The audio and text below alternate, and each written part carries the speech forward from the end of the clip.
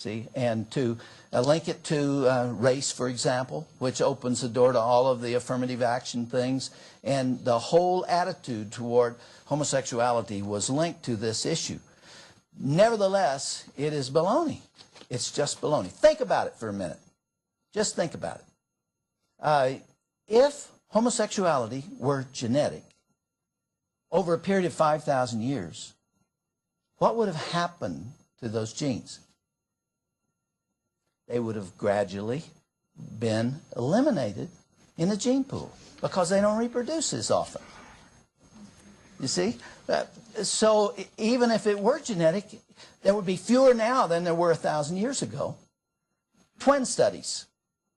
If you have identical twins, you have by definition the same genetic structure in both twins. Then it must stand to reason if homosexuality is biological in nature, if it is genetic, then if one has it, the other one has to have it. But it is not that way. Only about 50% are, which is explained through environmental factors. And also, if it were biological, you would not have epidemics that occur. See, you would have a constancy of homosexuality across time and cultures. And yet, as we know, there are times when homosexuality flourishes, such as in Sodom and Gomorrah's time, or ancient Greece, or as the Apostle Paul wrote about in Romans 1, a time in Rome when men and women burned with lust for each other. See, there are times when it flourishes. And you wouldn't have that if it were genetic. And finally, if it were genetic, then it would be immutable, unchanging. You would not be able to treat it. No one could ever come out of homosexuality. And it would be sealed from birth, which is what they try to tell us. The truth of the matter is there are tens of thousands of people who have come out of homosexuality. And they're all over. There are more than 1,000 who are being treated at any given time for homosexuality. They don't all change. It's not easy to change. I don't want to imply that it's just a simple thing. You just decide you're not going to be homosexual anymore. No, there are deeply rooted factors that account for this, and they are tough to whip. They're really tough, and it's a whole lot better to do it early. And that's what we're here to talk about. Now, I said there are tens of thousands who have come out, and I want you to meet two of them. And I'm very honored to have them here. First, I want you to hear from John Paulk, who is our manager of homosexuality and gender department. He is making an incredible contribution to this ministry, and I have great love and appreciation for him because he pays the price every day for what he does. He's got the courage to do it, and I want to tell you, there are very, very few who have come out of homosexuality who are willing to talk about it because they just get massacred in the media. I mean, you saw the Newsweek, you saw what they do, but John Paulk has been willing to take the heat. The other is J. Michael Haley, who is the youth and gender analyst. He is also on our staff and is doing a wonderful job. Both these guys they're heroes to me. And I want you to hear just very briefly from each of them as they tell you their story. John, right here. Come on, John. Would you all welcome John Paulk?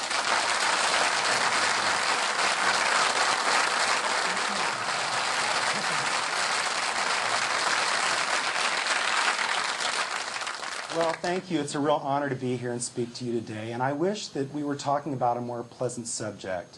One of the things that our staff does here at Focus is minister to parents who have children suffering with homosexuality in Christian families. Just as a matter of fact, just this morning as I arrived at work, I found out that a woman who came to assist us on our staff because she was very concerned about her first cousin's lesbianism. She came to learn about homosexuality so she could take the message of hope to her cousin. We found out just today that her cousin took her life yesterday at the age of 23. This is very serious, especially when you grow up in a Christian family, the conflict that arises within you. And so it is something that we do need to talk about. I'm so glad that the Ministry of Focus on the Family is actually one of the very few Christian organizations that have the courage to deal with this. Many of us just want to bury our heads in the sand and not deal with it. But what I want to do in the next few minutes is just tell you a little bit about my story. Because what really motivates me today to keep talking about this after 15 years is children. We see that children are being attacked, children are being assaulted, and childhood is being stripped away from especially young boys. When homosexuality is being taught to 5-year-olds, as a matter of fact, my own son, who's 4.5 years old, asked me one day, "Daddy, can boys get married?" How many of us, when we were kids at 4.5, would even think of such a concept? We don't even know what marriage is hardly at the age of 4.5, but children are being indoctrinated. You know, my story is very similar to many men who wrestle with homosexuality.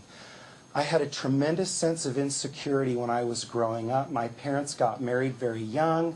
They got married because my mother was pregnant, and in 1963, that's what you did. You got married if you were going to have a baby. So their marriage did not have a very solid foundation.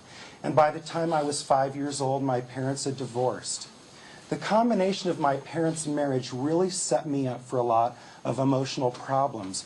My mother came from a very domineering home where she had a lot of emotional needs, and my father came from a family where the most important thing was to make money, to earn a living, to get straight A's, to go to college, very performance-oriented. And my paternal grandfather was not nurturing of my father whatsoever. And of course, through the environment, through upbringing, that's the way my father was with me. He was very cold, he was very distant, and very quickly my father saw characteristics in me of sensitivity, of creativity. I was artistic, I was very intuitive, I was easily hurt, and that was very different from who my father was. It's interesting, you know, I think men are pretty narcissistic. We want our sons to be just like us, don't we? You know, our egos are this big. I even find this in my own parenting. I have 2 boys, and I'm just thrilled when I see my sons mimic me or want to do something that is like me. There's just something about men that we want our children to be like us. And when they're not, oftentimes we detach from them. And that is what my father did for me. He did not understand me. He did not know how to relate to me, so he pulled away. And the older I got, the more he pulled away. And the only other parent I had to hang on to was my mother. It's interesting, a lot of us have a concept of homosexual men as being very effeminate. But I don't know if we understand where that effeminacy comes from. Well, it's the result of imprinting. It is not genetic. Traits, mannerisms, characteristics are imprinted on us through learning. You can even see a mother and a daughter that are grown up. They may make the same facial expressions, the same hand gestures. You're not born doing that. You learn that through imprinting. So when I was growing up, I didn't feel safe and secure with my father. My mother was very emotionally insecure, so I bonded to her like glue. As I grew older, I even was confused where she left off and I began. It was almost as though there was a golden lasso tied around us and we were almost one person. I felt safe with her. I became her confidant and her caretaker. And I started picking up her gestures, her mannerisms, her speech patterns. Well, there may be nothing wrong with that, but when you get into school and you start going through elementary school, other children pick up on those tendencies, and what happens is I became completely alienated. I felt almost as though I was looking through a window onto a playground where the boys were, and I knew I was a boy, but I was so different and I did not belong, and I didn't know why. You know, a lot of homosexual people will tell you, well, I've been gay all my life. Well, we know through science, through psychology, that's not true. Children are not sexual beings before puberty unless sexuality is introduced to them through some fashion. But we are gender-based, and we bond to those that we are the most alike. That's part of what creates our gender identity, which develops into sexuality once we go through puberty and get older. But that wasn't happening for me. I was afraid of boys. I was not rough and tumble. I felt very insecure. And on this continued until the senior years of high school. That profound feeling of difference, of alienation, was very confusing. I didn't know what was going on.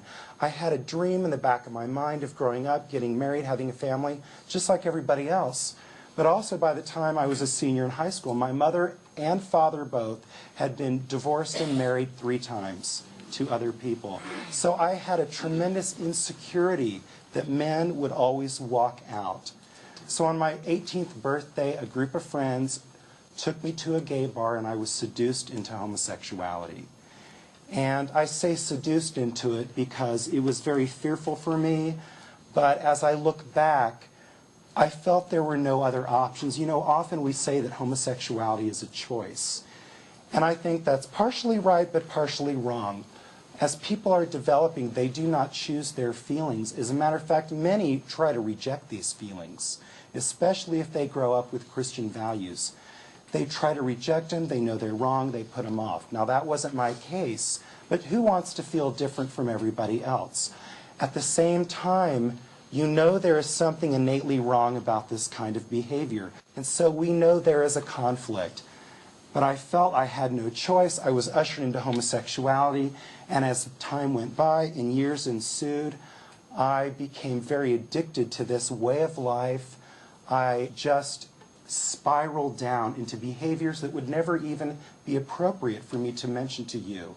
I became a male prostitute for a period of time. I was a very promiscuous homosexual man because this is the way gay life was. This was not unusual. I was actually more chaste than most of my friends in homosexuality. By the time I was 24, I felt very desperate. I was so lonely. I was alienated. My family didn't understand what was going on. I would come home from these bars. I would basically cry myself to sleep, and the cry of my heart was, isn't there some man who won't walk out on me? All these 24 years of feeling rejected by men, of feeling lonely, of feeling alienated. I had a tremendous fear of straight men, always feeling less than. And so when we look at homosexuals, we have to have compassion. You know, I think we get repelled by the expression of their behavior when we see it on TV. But underneath that manifestation is a profound sense of hurt, of loneliness, of alienation, of feeling different, of feeling isolated. Really, homosexuality is very easily explained. And it has so much to do with the gender identity development that is arrested, that doesn't take place. I tried to take my life when I was 24, not because I wanted to die, but I wanted to be rescued. I wanted someone to reach into my life and change it and make it better. And it was at this time when a couple befriended me as I was going to college, and we developed a long-term relationship, and one thing led to another, and Christ was introduced to me. I moved from my home in Ohio all the way to California, this was in 1987, to find help to come out of this. And as the years went by and I began the very difficult struggle out of homosexuality with all these feelings, clearly understanding at this point that I was not born or made this way, that sometimes I would be so tempted to go back to homosexuality, the only thing that would keep me from it was that I knew beyond the shadow of a doubt that the Bible was true. I just knew it was true. No matter what my feelings told me, my feelings were wrong and they lied to me. But God would never lie.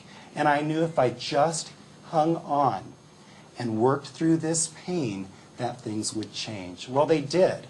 And that's the good news. Slowly, things were changing.